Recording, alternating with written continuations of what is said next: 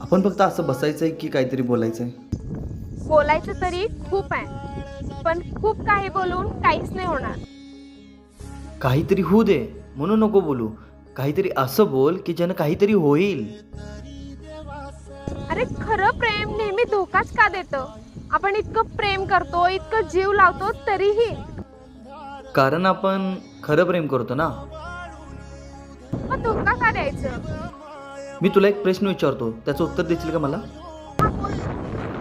तू मला सांग की तुझ्या आयुष्यामध्ये तुला कशी लोक पाहिजे नेमकं? मला माझ्यावर प्रेम करणारी लोक माझ्या आयुष्यात पाहिजे. उत्तर तर तुझं बरोबर आहे, पण प्रेम करणारेच धोका देतात ना. सांडली गाडीत भात घेतला बसा तुझा, तूच वाट दाखव